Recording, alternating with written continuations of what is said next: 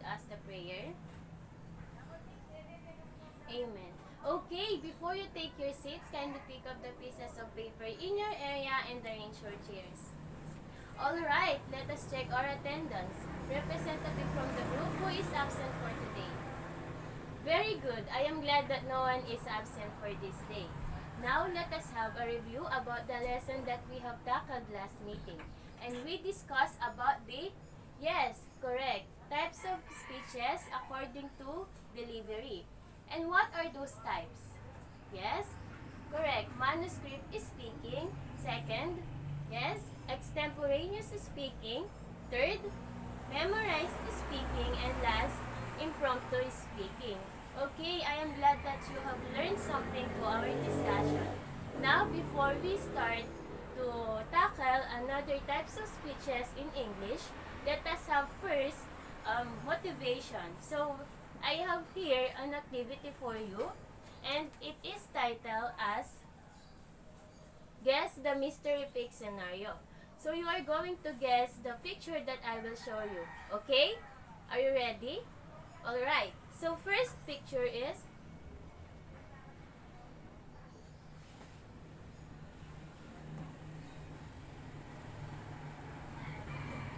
okay. Now, what have you noticed to our activity?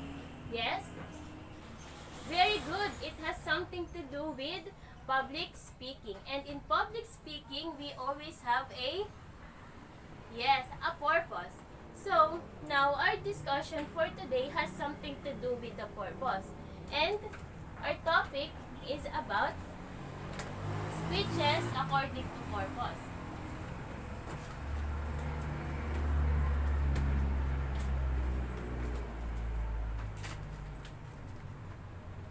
Okay, let me share to you my objectives for this lesson.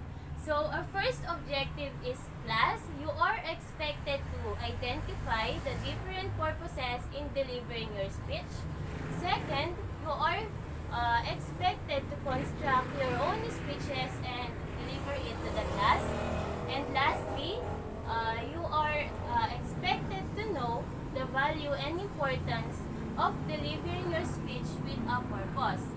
So now, I have a question. Why do you think we need to have a purpose in our speech? Very good, you all have an idea. So now, in delivering a speech, you're not just standing in front and talking. You also need to have your purpose why you are delivering your speech. So for today's discussion, I am going to discuss the 4 types of speeches according to purpose. And now, we have a first type, which is informative speech.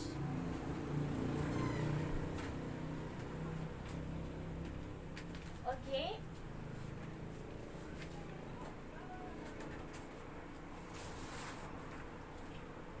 The first one, who can read? Yes? Okay, thank you. Very good.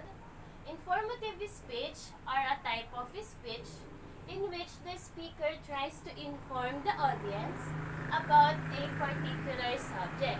So, in informative speech, from the root word itself, inform, you are informing others about a certain topic. You are providing useful information and knowledge that makes a particular subject easy to understand to your audience. For example, your topic is all about COVID-19 issues. So, you are going to give your kabarangays about the information or the effect of COVID-19 to our health.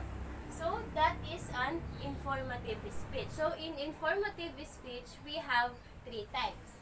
So, we can inform by defining, explaining, and descripting. So, informative speech is also known as expository speech. So, the only thing that we need to remember in informative speech is we are giving knowledge or information to our audience.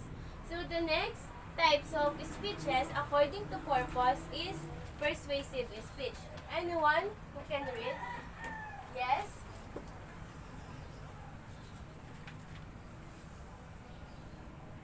Okay. Persuasive speech. The speaker attempts to persuade the audience with his personal beliefs. The speaker tries to reinforce or change the audience's perspectives, beliefs, values, or feelings about a particular subject. So, in persuasive speech, you are not just informing, but also you are convincing, you are acquiring approval to your audience to believe your standpoint. For example, you are going to persuade your audience to vote you for the incoming election. So, in that way, you are going to persuade them that your intentions are true and they must believe you. So, the next, um,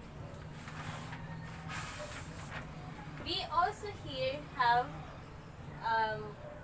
three basic propositions in persuasive speech. First is we have logos. In logos, we also call this as logical reasoning. So, logos, it refers to the use of logic and reasoning in crafting a piece of persuasive writing or rhetoric. So, logos, it is a factual claims wherein it appeals to the logic and speaker tries to persuade them, the audience, by a reason. The next is pathos.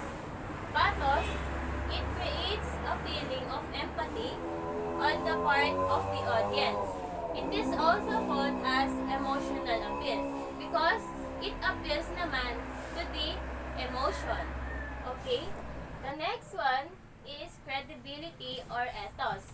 It pertains to the trustworthiness that the audience does, making the listeners accept the speaker say. So, it is a policy claims wherein it appeals to the ethics that persuading someone's character. So, that are the three basic propositions in persuasive speech: the logos, pathos, and ethos. Then, the next one is entertainment speech. Anyone can read it? Yes?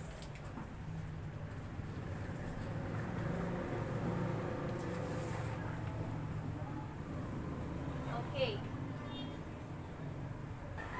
Okay. Very good, thank you. So, entertainment speech, a speech designed to captivate audience attention and regale or amuse them while delivering a message. The basic purpose of such kind of speech is to provide pleasure and enjoyment that make the audience laugh. So in here, entertainment speech, you are entertaining your audience to captivate their attention, while lesson is taught. For example, your topic is all about the effect of technology. So, you are going to captivate their attention by using, for example, a funny words or facial expressions or actions. So, you are going to entertain them while you are giving them knowledge or lesson. Then, the last types of speeches according to purpose is demonstrative speech.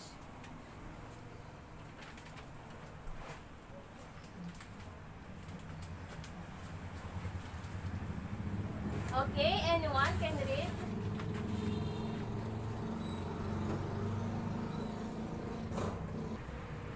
Okay. A demonstrative speech describes how a specific actions needs to perform. It is usually known as how to speak. So in demonstrative speech, it is a step-by-step guide on how to do something, which is different to these three speeches. So in here, we are using visuals to demonstrate. And it is not commonly used in public speaking, unlike these three purposes in speaking. So again, What are the 4 types of speech according to purpose? Yes? Number 1 is informative speech. Number 2, persuasive speech. Number 3, entertainment speech. And last, demonstrative speech. Now, I will ask you again the question. Why do we need to have a purpose in delivering our speech? Okay, do you have any clarifications or questions about our lesson? Okay, very good. Now let us have an activity. And I want you to get a one whole sheet of paper and answer these 10 scenarios. So you are going to identify or if these scenarios is an informative speech, persuasive speech, entertainment speech, and demonstrative speech. I will give you 10 minutes to answer. You may start now. Okay, class, are you done? Okay, very good. Let us now check your answers. Please exchange paper with your seatmates. Okay, the first one. Who can read? Yes? Sales speech is a persuasive speech. Correct. Number 2, job presentation. It is an informative speech. Correct. Number 3, doing stand-up comedy at a party. It is a entertainment speech. Correct. 4, testimony. Informative speech. Next, how to do a CPR is a demonstrative speech. Correct. 6, presidential address is an informative speech. 7, debate is a persuasive speech. Correct. Lecture of a college professor is informative speech. Then next, how to fold a napkin properly. How to do something. It is an correct, a demonstrative speech. Then number 10, graduation speech is an informative or entertainment speech. Okay, you're done with your activity. Now let us have a performance task. So, I want a representative from the group 1, 2, and 3 to pick an envelope here. So this envelope contains a scenario and you will make a speech, a 2-minute speech, and act it out with your group mates. So, okay. The first group will be the third presenter and their topic will be persuasive speech. Okay? Then, the second group will be the first presenter. And they're going to act an informative speech. And last, the third group will be the second presenter. And they're going to act an entertainment speech.